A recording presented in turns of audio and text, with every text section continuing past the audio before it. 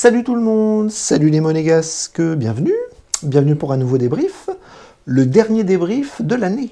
Messieurs, dames, 2021 se termine, place à 2022, et on avait un dernier match, et pas des moindres, parce que vous le savez, on a commencé à avoir un début de saison un petit peu foufou avec 2 matchs par semaine, le jeudi, le dimanche, le jeudi, le dimanche, le jeudi, le dimanche.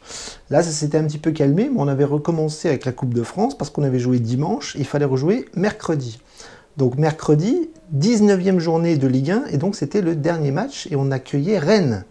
Rennes qui fait une très grosse saison cette année, ils sont en haut du classement, ils sont très très forts, ils ont fait un bon mercato, ils marchent sur l'eau en Coupe d'Europe aussi, et c'était une affiche. En gros, c'était une affiche. On avait l'équipe de nationale à jouer dimanche qu'on a parfaitement battu, le Red Star, et là on avait donc Rennes ce soir, et il fallait vraiment sortir une grosse performance, et on avait vu que Kovac avait fait tourner plus ou moins pour essayer de garder des joueurs au frais, et on attendait un petit peu la composition avec excitation, parce qu'on avait un groupe qui était plus ou moins complet, avec quand même quelques absents, quelques blessures ici et là, Aguilar qui a le nez cassé, Diatta qui n'est plus là, Fabregas qui ne revient pas, et en plus, à la dernière minute, on a vu que Golovin a chopé le Covid.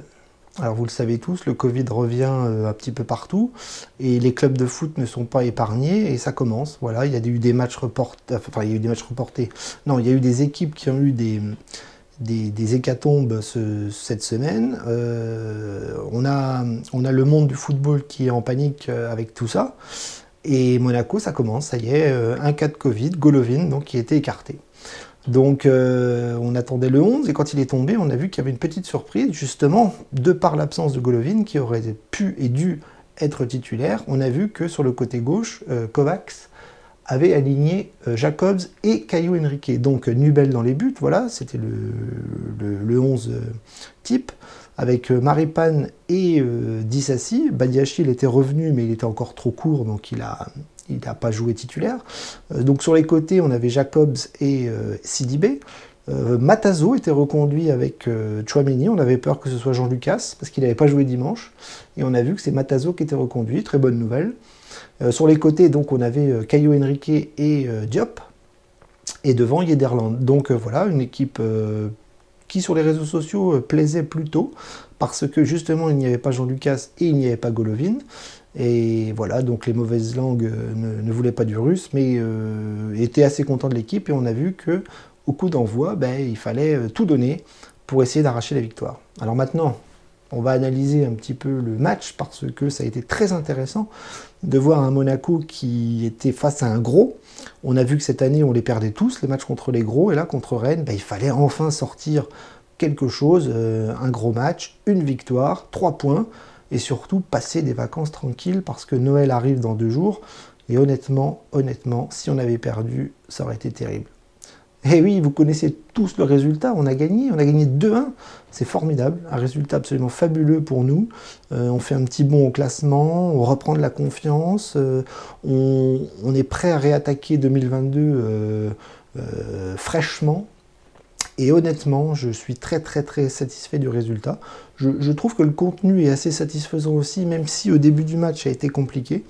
On va analyser un petit peu tout ça. Donc, pour résumer rapidement la première mi-temps, moi j'ai trouvé que le rythme était bon.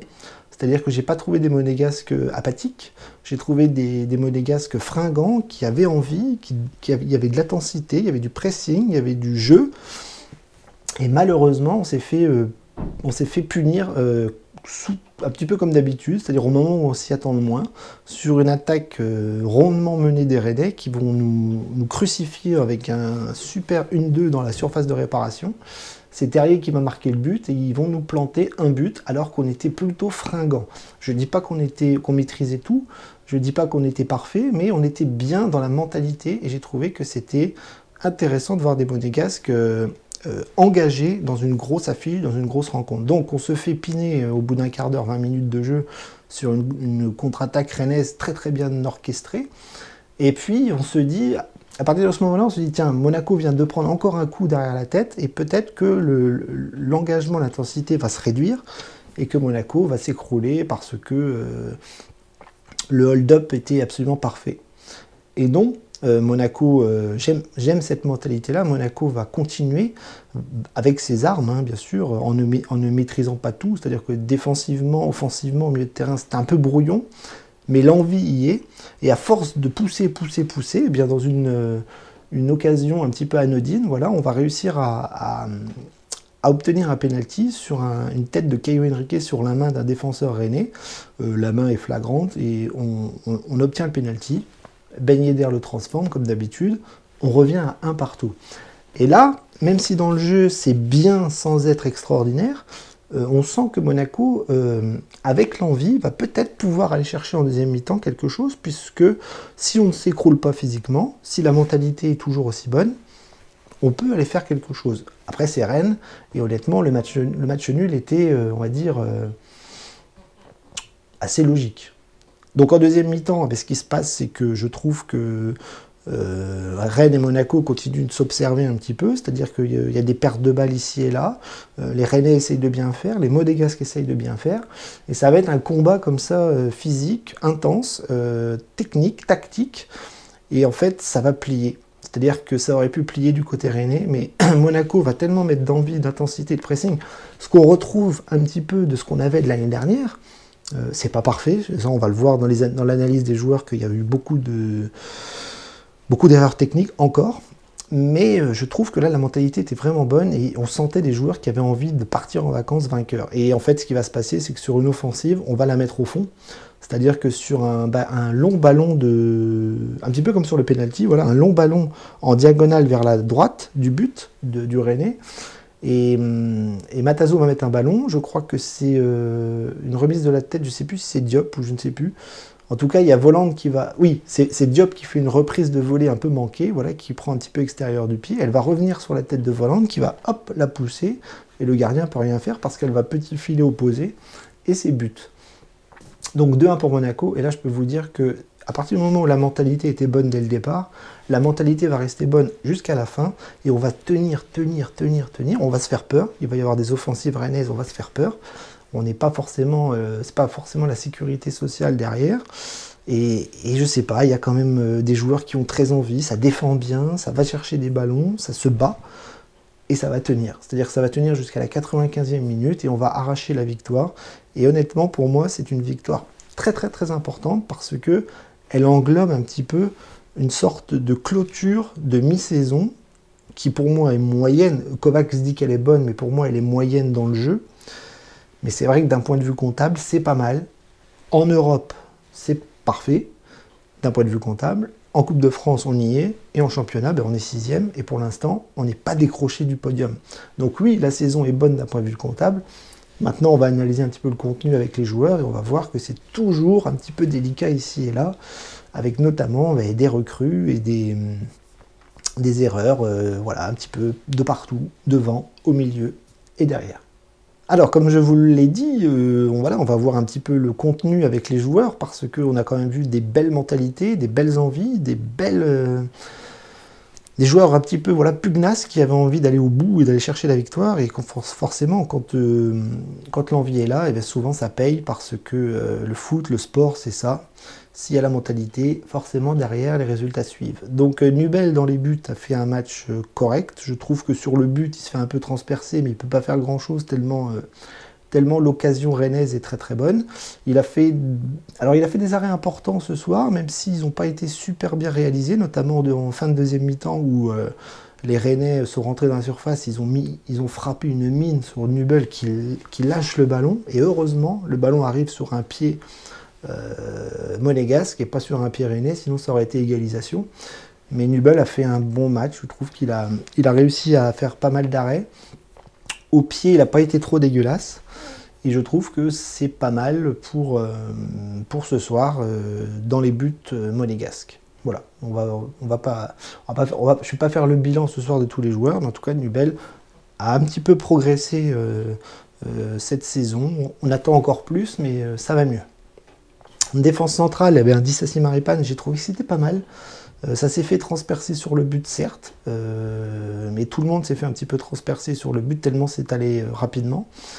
Mais j'ai trouvé que, notamment en deuxième mi-temps, Dissassi il a fait un grand match, Maripane aussi, ils ont été vraiment des vrais combattants. Et ça a été très très très intéressant de les voir tous les deux dans cette envie de gagner, cette envie de défendre, cette envie de ne pas prendre de but. Et même s'il y a des maladresses ici et là, en tout cas, quand la mentalité est bonne et que le combat est collectif, eh bien ça donne des prestations intéressantes. Après, ça n'enlève pas que sur le but, c'est absolument anormal de se faire transpercer comme ça, parce que toute la saison, ça a été ça. On prend toujours trop de buts. Badiachil sera sûrement de retour en deuxième partie de saison. Est-ce que ça sera mieux? Je ne sais pas. Donc sur les côtés, eh bien, on avait Jacobs et Caillot qui permutaient un petit peu côté gauche, mais on va dire que c'est Jacobs qui était axe latéral gauche. Il a fait un match intéressant, mais toujours autant de lacunes. Je lisais cet après-midi sur les réseaux sociaux que Jacobs évoluait bien, qu'il était bon, qu'il savait centrer. J'ai trouvé que c'était très compliqué pour lui de faire des centres corrects. Quand c'est pas au deuxième poteau, quand c'est pas un tir tout mou, quand c'est pas une balle à l'adversaire. Non, je pense que, comme je vous l'ai déjà dit, Jacobs, il est physiquement très intéressant, il va très vite. Mais techniquement, je trouve qu'il y a des grosses lacunes. Quand il est dans les petits espaces, quand il doit jouer sur des 1, 2, 3, comme ça, sur le long de la ligne, je le trouve un peu perdu.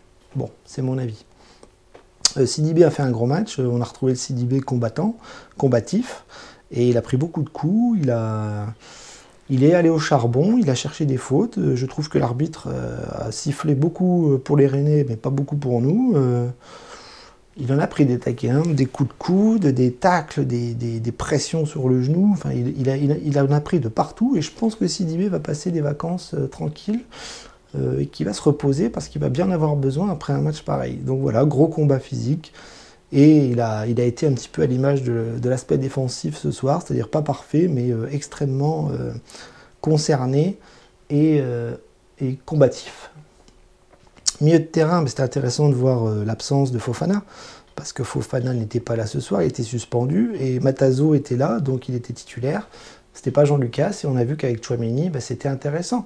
Alors, Matazo, il est évident qu'il ne fera pas des matchs 100% parfaits, il n'est pas encore prêt, il n'est pas encore mûr, mais il est super intéressant, quoi. C'est-à-dire qu'il a un bagage physique exceptionnel, techniquement il est très bon, il amène le deuxième but, il a une envie pas possible d'aller gratter les ballons, un petit peu comme Toulalan le faisait à l'époque. C'est un milieu défensif que j'aime beaucoup, et je trouve qu'avec Tchouaméni, si on leur laisse du temps, ça peut devenir extrêmement intéressant. Contrairement à un Fofana qui régresse un petit peu parfois, là, Matazo, s'il commence à être titulaire, il peut avoir une marge de progression qui monte.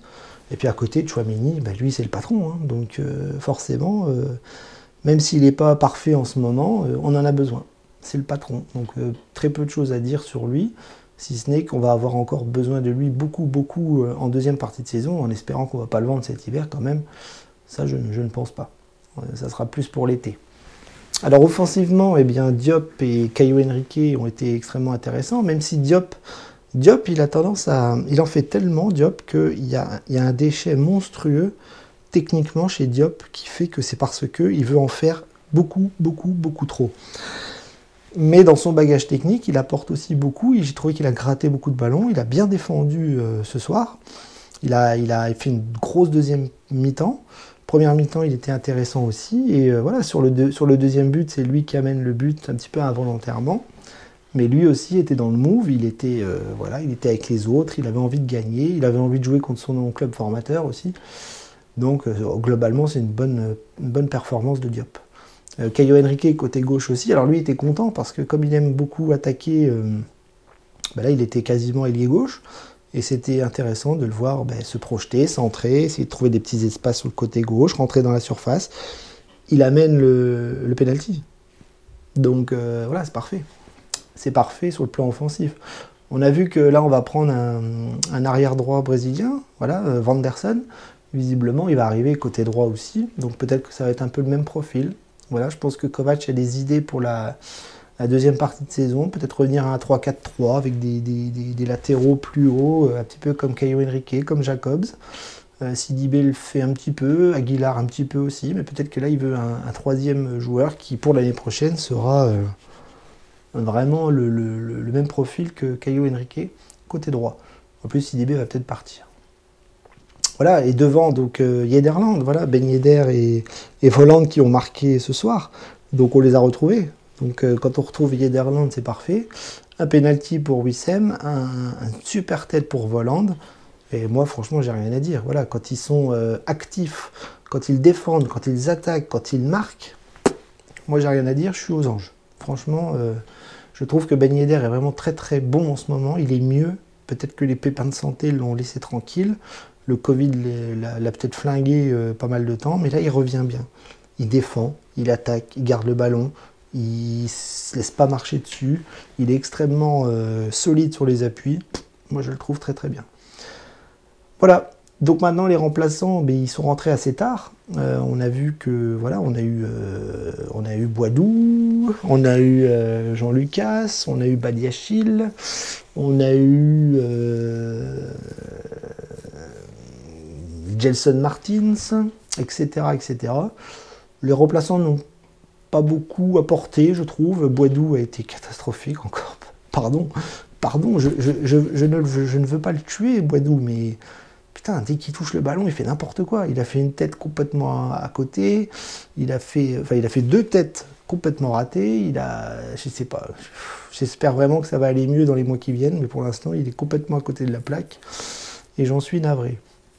Donc Jean-Lucas, Badiachil, ils sont rentrés un petit peu pour défendre. Voilà, c'était intéressant, mais on ne les a pas trop vus. Gelson Martins, il a essayé de provoquer côté droit. Il n'a pas eu beaucoup d'occasions, mais bon, il a quand même apporté ce qu'il sait faire, c'est-à-dire de la vitesse et de la provoque. Et donc ça, c'était intéressant, c'était pas mal. Il a apporté sa petite pierre à l'édifice. Et puis les autres, voilà, j'ai plus je sais pas s'il y en a 5 qui sont rentrés, je sais plus, mais en tout cas, voilà, ils n'ont pas forcément marqué de leur empreinte, leur entrée. Mais c'est surtout les titulaires qui ont amené la victoire et c'est le top. 2-1, victoire contre Rennes. Monaco est de retour. Bien, alors on va faire le bilan. Alors on va pas faire le bilan de l'année, hein, on va pas faire le bilan de la mi-saison, on va juste faire le bilan de la semaine et le bilan de ce match, parce que l'objectif c'était de passer des fêtes tranquilles, c'était d'avoir un classement raisonnable en Ligue 1, et c'est chose faite. Voilà, on a pris 3 points contre Rennes qui était au-dessus de nous, qui était sur le podium, qui était là, qui était fort, qui était présent, qui fait une super saison.